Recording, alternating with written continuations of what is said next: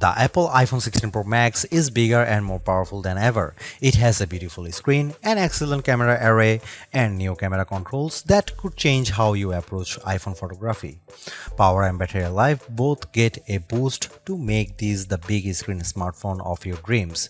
Apple Intelligence offers some useful and intriguing features, but it's not yet the thing that will or should drive upgrades. Still, if you have been holding on to an iPhone 12 or 13 Pro Max, this is probably the moment for a big screen upgrade.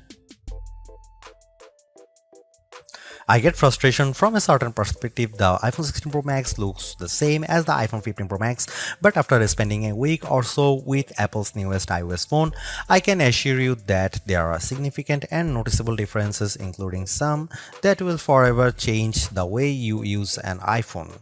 First, this phone is bigger. The titanium body is slightly larger and 6 grams heavier than the iPhone 15 Pro Max. The screen is a hair's breadth away from 7 inches, but the Super Retina XDR OLED screen is larger, not just because of the chassis.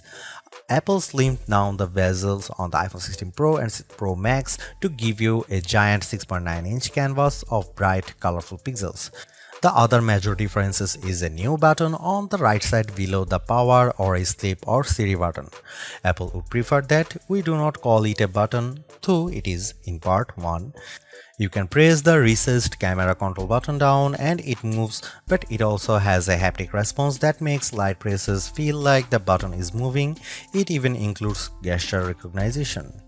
While the new button's name and its primary utility speak to photographic pursuits, this is a customizable control that will soon offer one-press access to Apple's new Visual Intelligence Object Identification feature.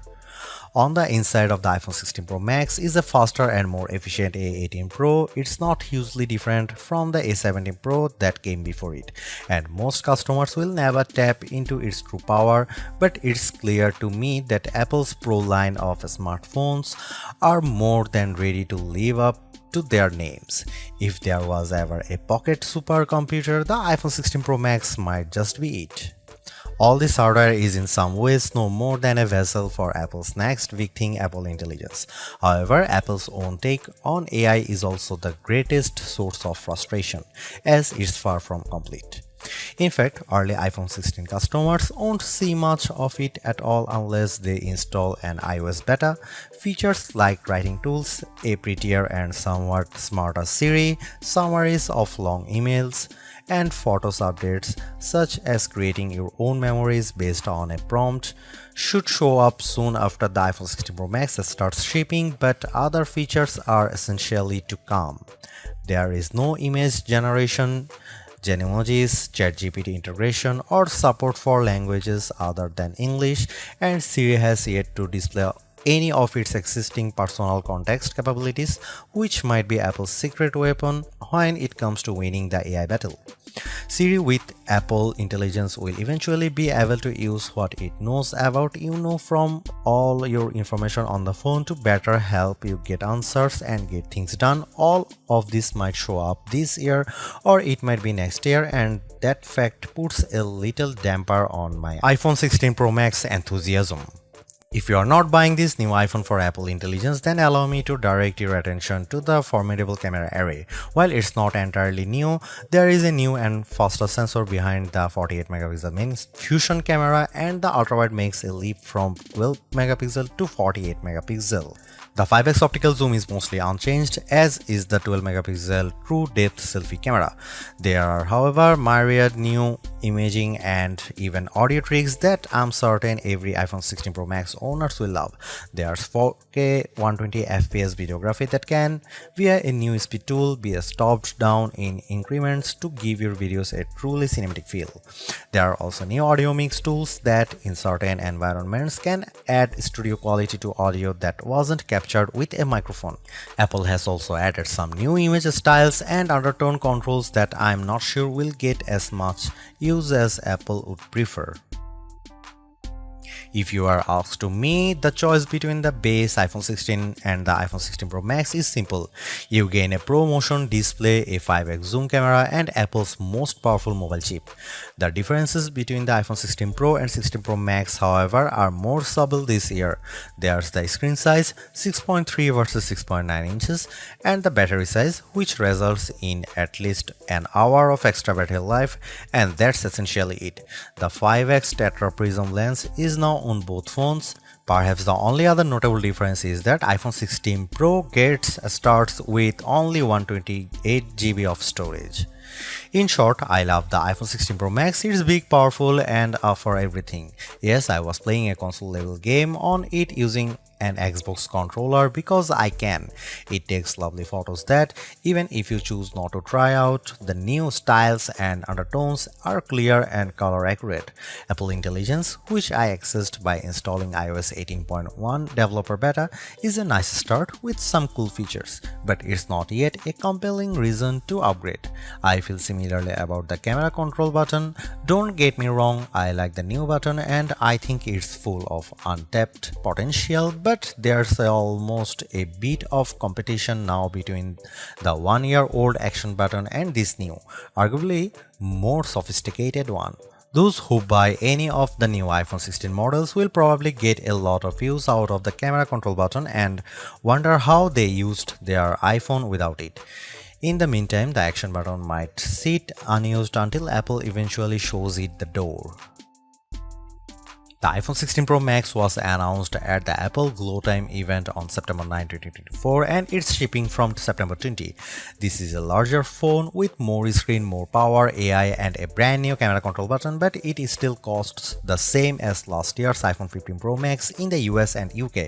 It's actually a little cheaper in Australia. I'm not arguing that $1,199 for a 256GB iPhone is cheap, but at least Apple didn't raise any price hike by $100. Apple also made a point at this year's iPhone 16 launch event of talking about some big trade-in deals. Its point, I think, was that you probably won't be paying full price for these phones. The virtually identical iPhone 16 Pro costs $999 but starts with half the storage space.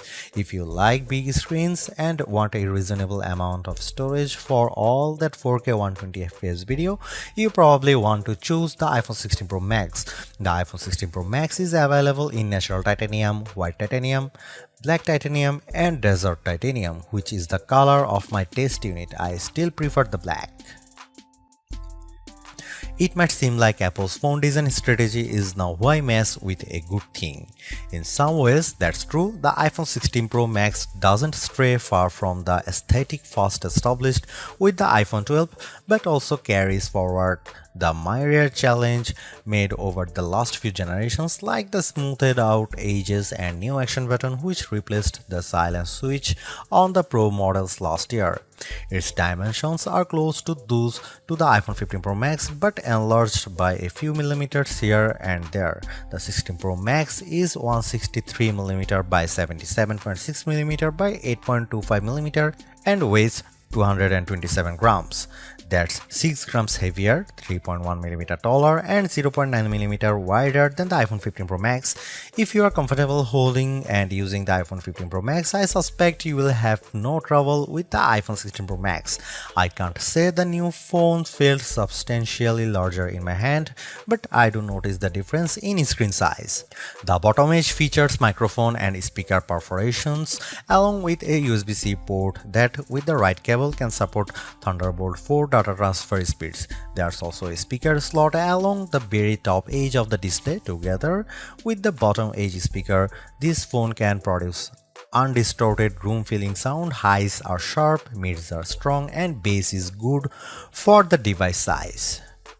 Button placement is mostly identical to last year, with the volume buttons and action button on one side and the larger power or sleep or CD button on the other side. They are joined, however, by a new button, camera control, roughly the same size as the power button. The camera control button is a multi-purpose control that can recognize physical presses and lighter presses to enable haptic response and gestures. It offers instant access to the camera and with those other presses and gestures to various virtual millimeter lenses and camera settings. The materials and build quality are once again excellent. Apple used grade 5 titanium on the body over a graphite-clad aluminum substructure. Apple has also upgraded its ceramic shield, which may make it less susceptible to cracks and scratches, although I was quite careful with my 1TB Desert titanium test unit, so I can't say for certain if this is the case.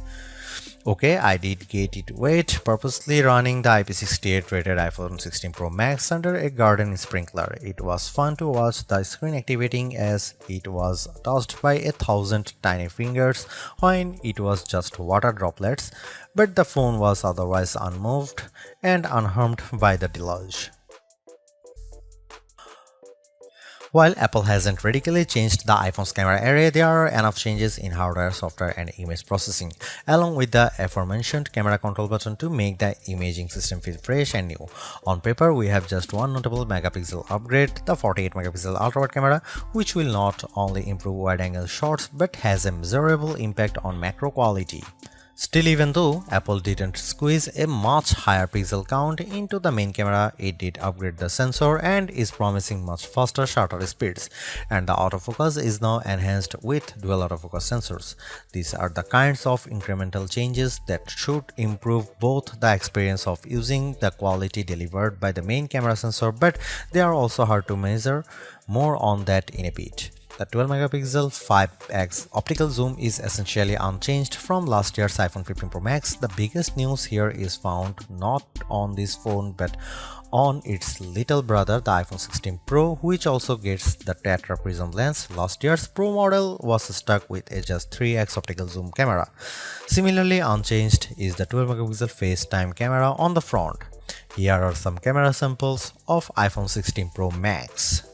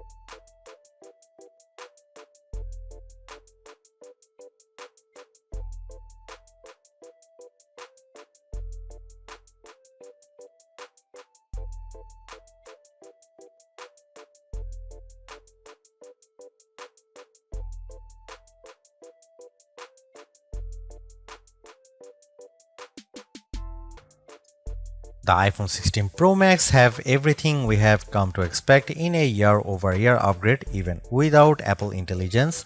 The 6.9-inch iPhone 16 Pro Max have a slew of upgrades including a good battery life, outstanding photo and video chops and iOS 18. The iPhone 16 Pro Max are excellent phones worthy of a spot in your pocket if you can afford them.